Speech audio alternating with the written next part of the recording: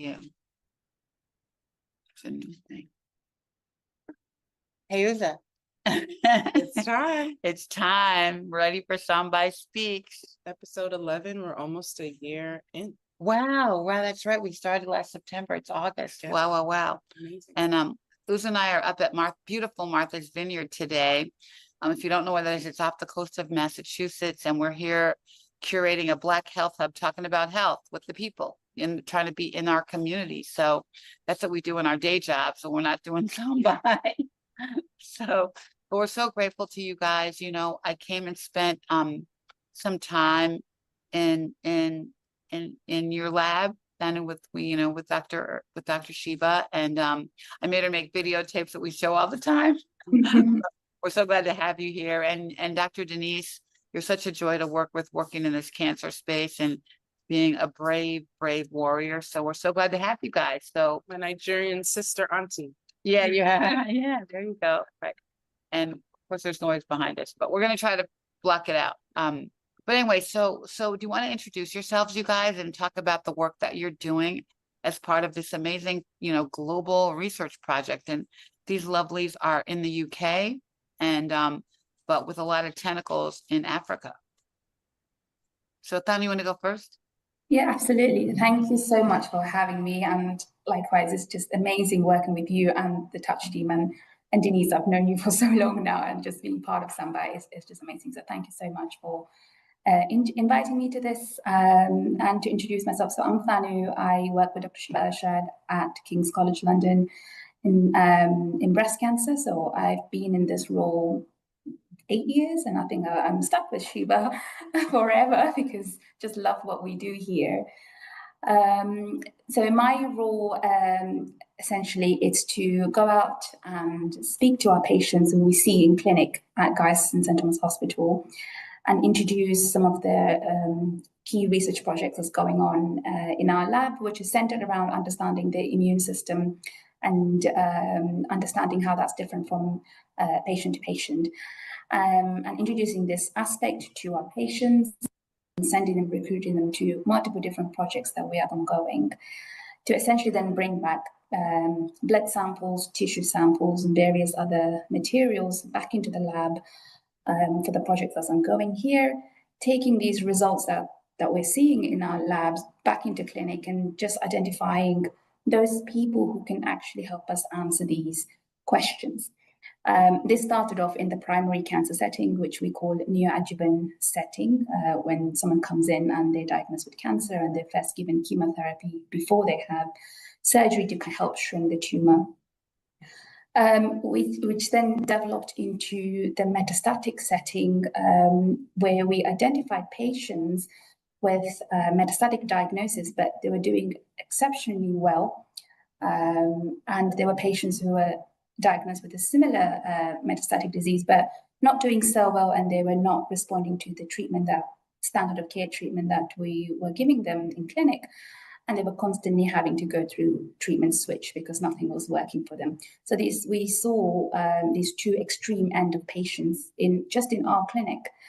And we started a study to look at exceptional responders and exceptional survivors. And this is where Denise comes in, and I went in and spoke to her. And as always, Denise, she was always happy to help. So she was happy to be recruited, happy to speak about this research to other people. And we recruited a fair number of patients, and we're already seeing some differences between people who respond really well and people, unfortunately, who don't. But what we were lacking is we were just looking at the immune aspect, just understanding how our immune system is responding to cancer or not responding at all. But what we were lacking, and what Sambai provided, and what we were so excited to do, is looking at the patient, not just the immune system, but as a whole, what they were exposed to, what is their environment, what's the lifestyle, what are they eating. These were questions that I was being asked by our patients when I was recruiting them. They said, okay, I'm happy to give you blood samples and tissue samples, and I do want you to go and profile them and let me know what you find. But do you want to know what I'm eating? Do you want to know what exercise and alcohol intake and my family history, my genetics? although they were all being looked at by other studies, but they were all individual studies and no one was connecting these dots. And Shiva and I would often speak about this, and we would often think about what is the best way to go about doing it. And then Sambai came and he was just answering all of our questions, and we had to be part of this, and we were so excited. So when we joined the team, it's just a miracle, really, because it wasn't just helping us answer these questions, but we were getting to work with some wonderful, amazing people. And I often tell Shiva this: Sambai is like a food for soul. It was feeding our soul. It was feeding our passion. It was a platform to take our passion forward. So this is me, and I'm so excited that I'm part of Sambai, and I'm excited I'm here. Thank you once again. So great, and you bring up such good points, because I think that one thing that Melissa Davis has done is brought all these amazing people to the table doing pieces of this work, and now we can kind of put all the puzzle pieces together. And lifestyle and such is so important to all the stuff that you're doing, but just the fact that you guys were already studying immune systems, and we can talk about this in a minute, but I mean, like, that the cancer cells look different and the immune systems look different. So, and that's how I met Dr. Denise, because I came to visit you and I got to meet Dr. Denise. I was so excited to meet you. So who are you? Tell people. Hello, everyone, and thank you guys. It's interesting. It's a pleasure to be here. I'm going to talk about when I first met all of you, because it was very interesting. It's been a very interesting journey, because I was diagnosed with metastatic breast cancer, I think 9 years ago today. And Wow. Well, happy Life-versary day. It's your Life-versary day. Thank you. 9 years on. Even I am very grateful. So yes, I'm in Guy's Hospital, funnily enough. I think that's the first. I hadn't walked into Guy's yet. I hadn't walked in. I was still on my journey. I was just starting my journey. But yes, and that was very interesting, because the first thing you're told is, I'm sorry you have cancer. No, don't tell me that. Don't tell me that. But it's a reality. So in that journey, I'm going to go in the order in which Were you de novo? Were you metastatic from the beginning? Yeah. Okay. I was originally in Nigeria. I was first told that I may have that in Nigeria. I was on holiday. And because I only had a headache, we got to get things right. I had a headache. I wasn't sick. I didn't have anything. I didn't have a breast lump. I didn't have anything wrong with me. I just had a headache. And that's the thing that has always fascinated me about this particular journey, because there was nothing wrong with me. And I recall very carefully when I walked in with the same headache, I came home and I had the same headache, and I walked again into Lewisham Hospital, because I had it very bad. No, I didn't walk in there. I walked to my GP and said, look, this headache is not going. And he said, I'm not doing anything with you now. Since you can't walk straight anymore, you're going straight to the hospital. And that's how I ended up getting into the hospital. And then, but I couldn't, I've got a headache. You don't go to the hospital and say, I've got a headache, I've got cancer.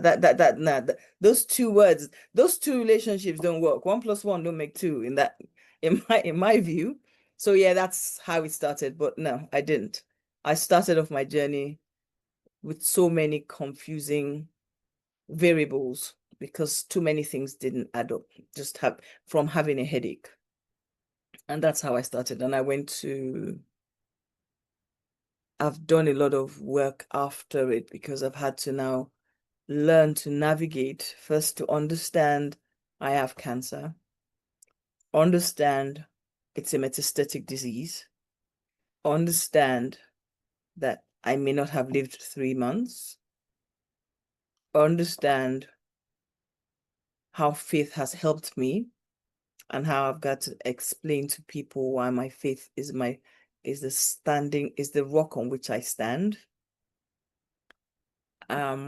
Thank you, God, for that, right?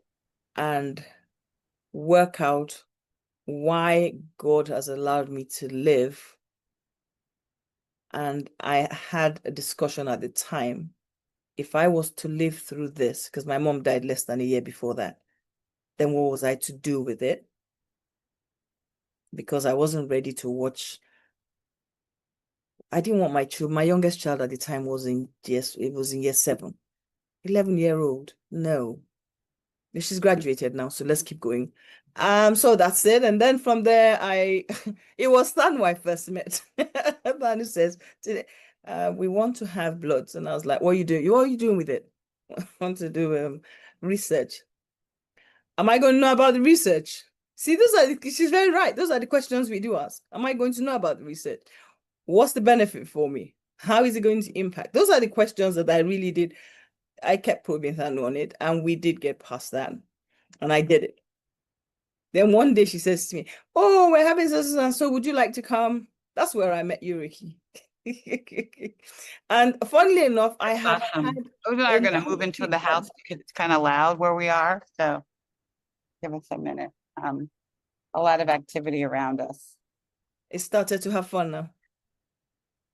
It's starting to have fun now. Is it breakfast time? It is breakfast time. It's actually, people are still sleeping in our house, you know. But we're going to wake them up as opposed to people disturbing us in the streets. It's okay. No, we're not going to make too much noise. Yeah, no, we're not. We're not. No, but I think that you are one of the most fierce warriors I've ever met. So grateful to know you now. Absolutely. Yeah, well, that's how I started it's that day I saw you. But I just started. I was ill, wasn't I? For some strange reason. I knew I wasn't well, but I needed to be at that. Yeah, you did say you would try to be there. Yeah, because I was not in a good place. I had just started my restart, my something. And then she said, we're having this, will you come? And I thought, yeah, I'm going there. No, you didn't no just one. turn up. You were a keynote speaker. You were So- No, but I didn't know that when I came. Remember that I came in there I just think, yeah. and then I looked at Ricky and I was like, we're gonna in my mind I said, we're gonna have to drag this together. Yeah. We are. And that's what I said to Thanu that time. I said, I'm going after her. This global drive, nah. But with the group event, we had this great for me. community event in London. For me, I was looking for people that understand. That's why I always say, if you've got the disease, you find people that get what you are trying to say. Yeah. And then it's a lot easier to connect. It is. No, so that was how we entered Sambai, and now Sambai and I are on weekly meetings again. All right. Yeah, but you know what? I can't describe Blessed Love, but you know, there's a thing called Blessed Love. It's a club that we didn't choose to be in, but now we're in this club, and it's unconditional love. I can't. Yes, it is. And we don't have to talk because we get it. So we're so grateful that But are some of the most powerful women. Honestly. Yeah, we're all badasses, you know. Yes, we are. And we've got to make them understand. We do. We have to. We are in control. We are in control. But what? Sorry, Thanu. This is our. I just love listening to you. So you keep going. But what we're grateful for with Sambai is that we're changing the science. Yeah. We're embracing the science because we know that, you know, we can give all the hugs we want, give all the blessed love we want, but until we change the science, tackle it from the root and make, you know, keep women alive. And that's what you're doing. And so one of the most profound things that happened to me that day, other than meeting you guys, but you guys showed me under a microscope what the differences in our cancers look like. And it's funny, when I started Touch 5 years ago, I started with the premise that Black breast cancer is different. And people told me I was crazy, even the Black people. And I had met Melissa, you know, a few years before that, and I could see the work that she was doing in Ghana, in Nigeria, and with African women, and the Duffy-Knoll gene and all the things. And but I've now, like, what you guys are validating it, you're showing it, you're doing that work, and it's so cool. So can I show these pictures that I took in your lab that day? Yeah, of course, go for it. Because I think it'll help, who's I need your help with it. How do we find this? So here we go. You did it for me. Thank God it was here. If I were home, we'd be in trouble. So these are cancer cells, white versus black. Like, can you explain the pictures? Definitely, I'll explain a little bit. I'll give it a try. It's so what we were looking at lymph nodes. So when we say breast cancer, the cancer from the obviously we're looking at the primary in the breast. Some people don't have a breast primary; they have it elsewhere. Denise knows all about this, but comes back breast cancer, but they never found it in the breast. But for majority of people, large population breast cancer patients, we have breast primary. We find that for some of these patients, the tumor actually travels. We call it migration into the lymph nodes. We call it sentinel lymph nodes, which is like the closest into the lymph nodes, and this can act as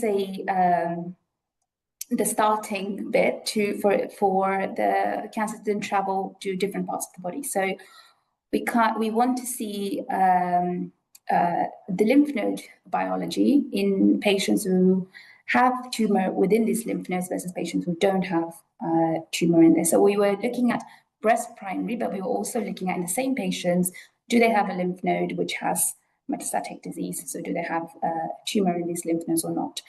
So we have a project that's going on for some time now, looking at the responders versus non-responders and how these lymph nodes look like.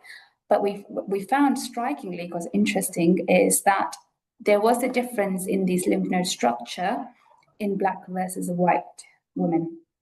When we say difference, it's just by eye levels. These are H&E images where we take a lymph node, we cut a piece of section onto a glass slide, and we just stain them with different dyes, which will put certain features in these lymph nodes, will help us identify tumor within the lymph node. What is it sitting next to?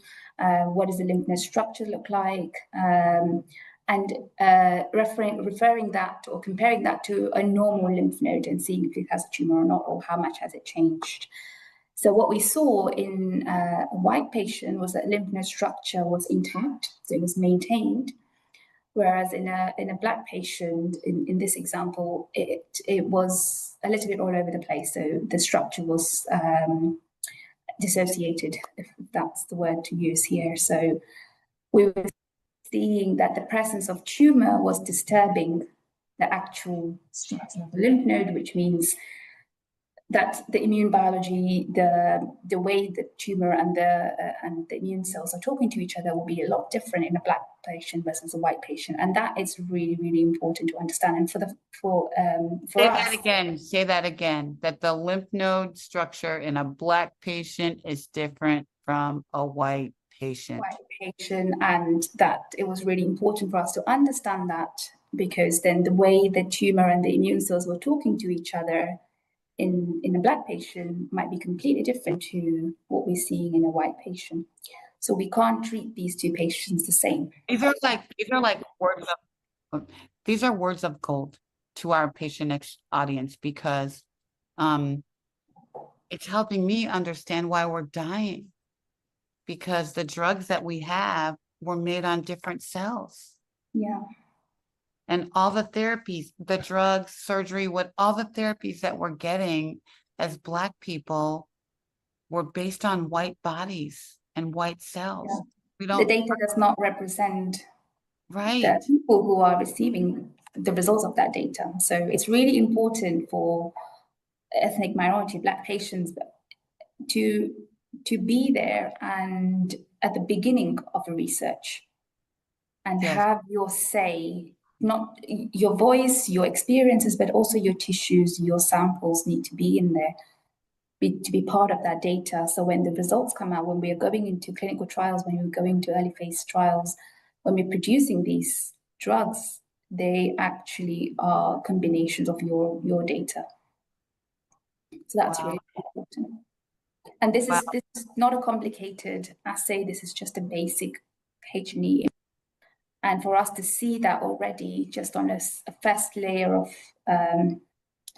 first experimental layer, that's quite striking because now technology has developed. We're working with Akoya for Sambai, and we are able to kind of go deep in and understand on a cellular level, like the different immune cells that are present in a tumor microenvironment very close to the tumor. So if we're seeing this already on H&E images, I'll be really fascinated to see what we're actually finding from this complicated analysis that's ongoing.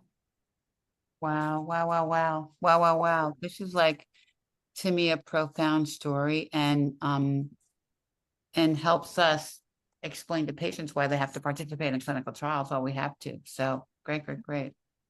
So gosh, so this always blows me away when I hear the science, but Denise, Yeah. talk to me about how this makes you feel and how it impacts your work. In a way, I'm very happy about it. And I'll tell you why. Because I feel that there's an adage that I grew up with, is a quote. My people perish due to lack of knowledge. And Yeah. ethnic minorities are not prepared to get the knowledge. Yeah. We keep running after what this person said, that person said. No. We need to address what the issues are. And I'm going to go from how I started, because when I started this journey, I recall very clearly, either I survive, and if I was surviving, what was I to do with it? And for some strange reason, God allowed me to walk in the path. Sorry, I'm going to have to use a lot of God in my conversation, God because is here. He's right here with us. So, because we're cool with that. I'm only alive because God has allowed me to. I'm only alive because I'm a voice miracle from God. This is my God job. So yeah, this is my God job too. And unfortunately for me, I want to use it properly. Now, when you look at it very carefully, once I sat in that chemo chair, because up for 4 months, I didn't have a treatment plan. From August to December, I didn't have a treatment plan. why? I was under my consultant, who is the best thing since, oh my gosh, if they change her today, wherever she goes, I'm going. I keep telling her that she better make sure she don't leave Guy's Hospital, because it's not going to work for me and her. If she goes to Timbuktu, we go to Timbuktu together. I'm not doing that. But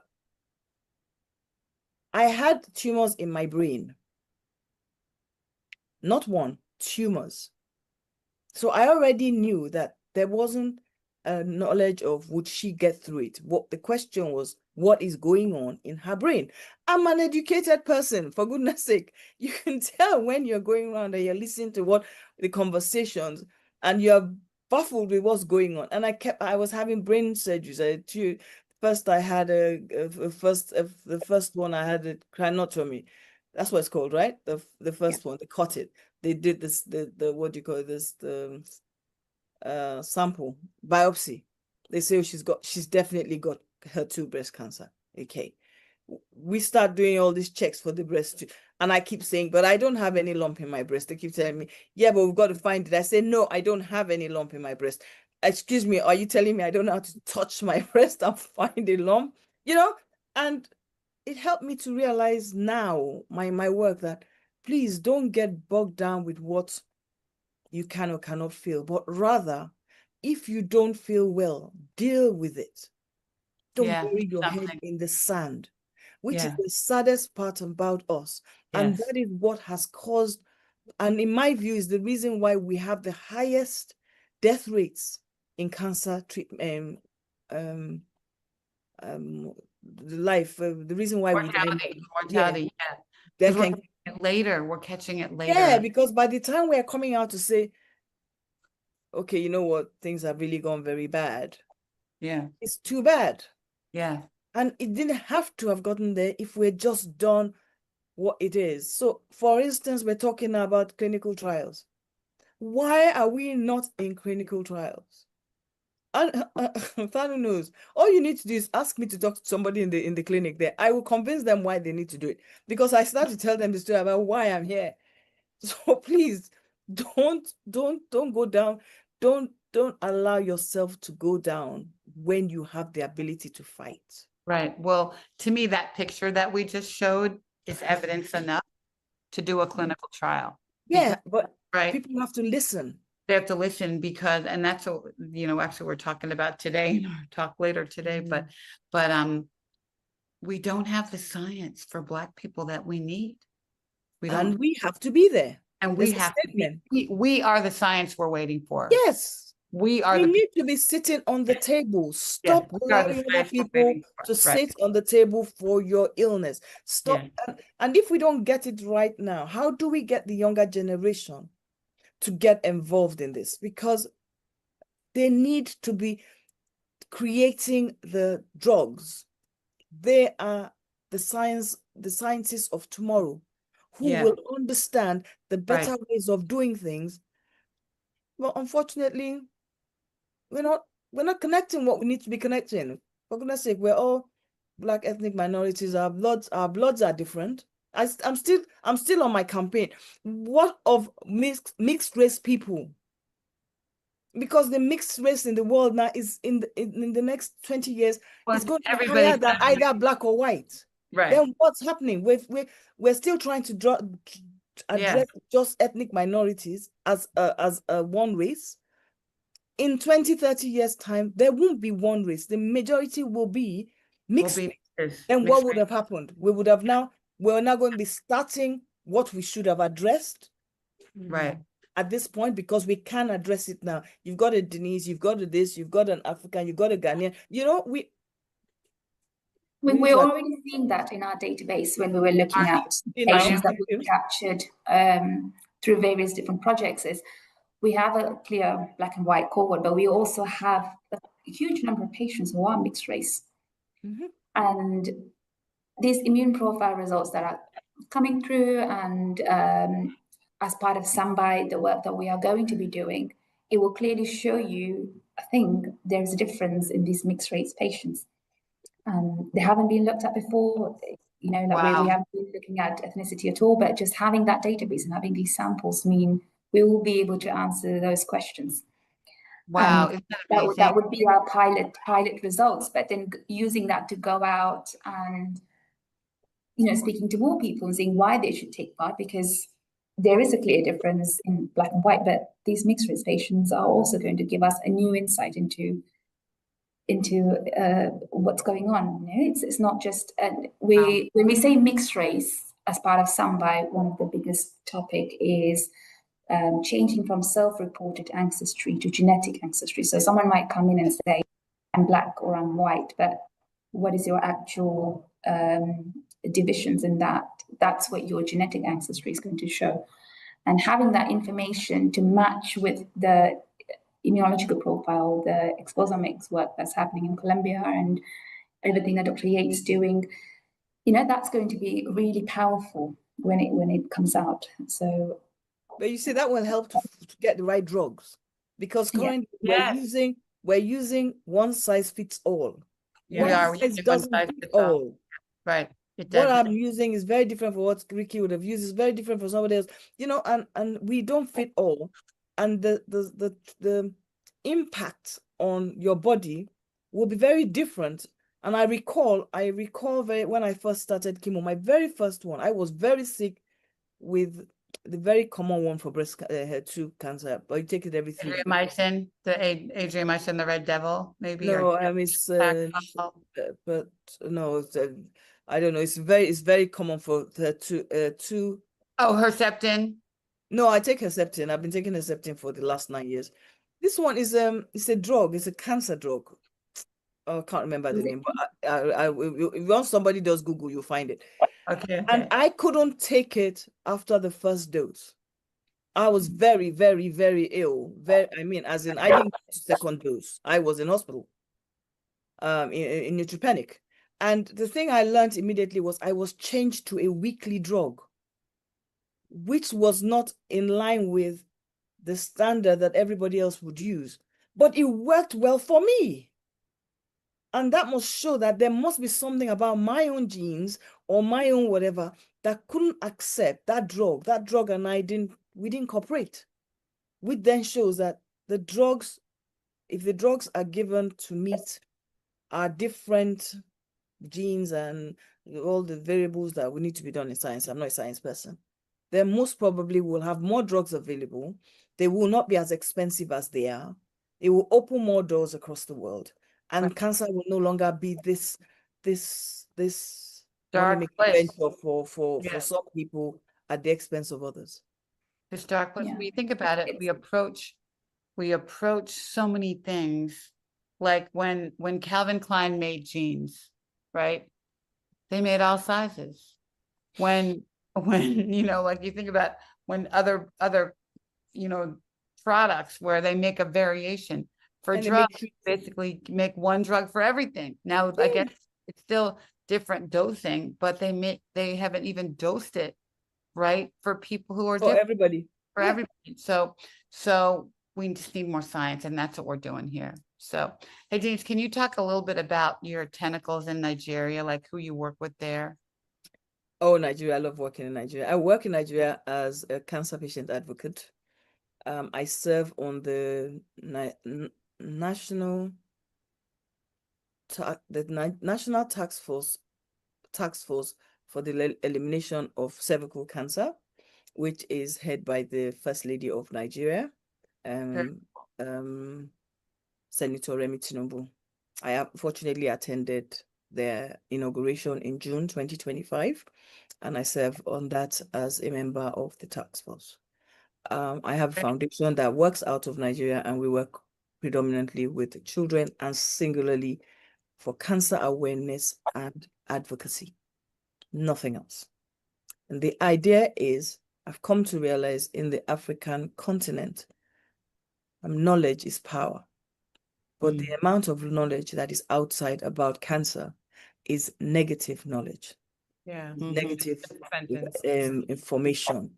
It's all the things that are not correct, i.e., if you have cancer, you don't eat and you'll be all right. And you know, how did we get there? These are educated people making or accepting such. It's not normal. And that's because the narratives are wrong. So I have a television. I have two now. I'm about to get the third one. I do a program called Kakaki Cancer Awareness with Dr. Denise Ejoh. I have Say that another again. Say that again. Kakaki Cancer Awareness with Dr. Denise Ejoh. I started that in 2021, and that's powered by the African Independent Television. I have another one which is on Plus Television Africa, and that one is Cancer Watch with Dr. Denise Ejoh, and that I partner with the Association for Radiation and Clinical Oncology of Nigeria. I choose to partner. I'm sorting out another one where I will be working in partnership with the Nigerian Institute for Cancer Research and Treatment intentionally, because I know that I have a disease I live with. And I don't want the television programs to die because I am not there. So I try to make sure that I have a partner, and anytime I am not on air, the program must still run, knowing fully well that I live with the metastatic disease, and one day the light will go down. But as the light goes down, for me, I would want the light to be brighter for the world. I work with a lot of cancer patients across Nigeria, as in different. I'm not very interested in owning my cancer patient hub for one reason, because I work with so many. And I work in geopolitical, I don't work in a state or a region. I work across the country, working with different cancer patients, organizations. And it has been very nice because I've now learned that what the issues are, it's very interesting we're talking about this, what the issues are in Lagos, which is Southwest Nigeria, are totally different from the issues that are going on in Northern Nigeria, are totally different what's happening in Southeast Nigeria. And we're now talking about just ordinary disease, cancer as an illness. Can you imagine now when you're talking about a country whose issues are different? Meanwhile, it's one country, is issues. And it's just interesting because what they want and what this needs. So my work in Nigeria, and then I work with the internally displaced children. teaching them. I have what you call the Cormode Cancer Champions Club. And it's for children who don't have cancer, who are learning about cancer, because I believe if children are taught about cancer, and if you work out the math, if 30 children in each school are taught about cancer in any given year, and then the following year they continue, do you realize the number of children that would know about cancer by the time they finish secondary school and will be able to educate their local communities And their about parents and their cancer? grandmas. Exactly, which is the initiative that I'm really trying to work on. Yeah, the And we're children getting are to the what are we ones doing now? that And I've show written my that- books. I've got six. Five of them will be out totally in September. All child 11 to 18-year-old friendly. But Right. the work we do in there is about all cancers, but I promote and I protect metastatic cancer patients as a personal, that's personal because that's what I have. Yeah. So that is very important to me. So patients that have it, I give extra care. I won't put them on television. I don't, unless they feel comfortable, because I know how difficult it is for them. You Yeah. live it. You live in it. You live Yeah, in I it. live it. Thank you so much for Wow. sharing that. Yeah. Thanu, I'm curious about what your why is. What brought you into this work? Because I don't know. What did you say? Me? Yes. Yeah. What is your why? What's your why? What What- drives you to be a cancer researcher? Oh, you're back. Sorry, I just lost connection for a bit, but you're back. Okay. Yeah. What's my why? I have no personal experience, but I remember this one patient very clearly when I started as a junior. When you work in clinical trials, you're often having these time interactions with our patients, and you're seeing them for a long period of time every time they come into the hospital. When you're collecting samples, the way I approached, or the way naturally just collecting samples, we were having these conversations, and you're spending a lot of time with these amazing women, and you get to learn about them and their lives a lot. So there was this one patient who had a 6-year-old son. She was diagnosed with metastatic disease. Metastatic disease in brain, lungs, it went everywhere, and she wasn't responding to anything. And she knew she was going to go, but she just had this one wish that she would stay until December because she just wanted to see her son's Christmas act. He was so proud of it. He was practicing at home every day, and all she wanted to see is him being on that stage, and that's all she wanted to see. And she made it, and she was just so happy. She was so happy that she got to see her son. And it touched me so much that you at that point you wish you can do something more, but you've done everything that you can do in the clinic, in that clinic setting. You just couldn't do more, and that helplessness, it's not a good feeling. Like being on the other side, for having formed that connection and losing that one person that it's devastating. And for me, I always think when I have a patient who unfortunately passes away, I always think about the people they leave behind. It's just so hard for them to accept that, come to that acceptance. So we have to do what we do. We have to keep doing it. We have to get to that point where we have a stage 4 patient coming in, and we want to change that narrative and say, yes, I have something for you. And yes, it's targeted therapy. Yes, we can get you to where we want to get you to. And we don't want to say, sorry, we've tried everything and there's nothing more. We want to change that narrative. So I have few patients, and every year there's one of these stories, and it's sad, but they become our motivation factor. We unfortunately we've lost them, but they're here with us in spirit, and we are carrying on the work that we're doing because of them. And they donated bloods, they donated tissue samples in the hopes that someone down the line can benefit and not go through what they went through. Someone down the line can have a different story, a happy ending. And getting to that happy ending that will always be my why. My patients will always be my reason for doing this. Wow. Oh, Thank you, that's- Thanu. Sorry. Thank you. Actually, it does to you may not see it, but it does mean a lot to us. Because we do know that you carry us home. Irrespective, we do know the medical practitioners that work with us in the background take us home with them.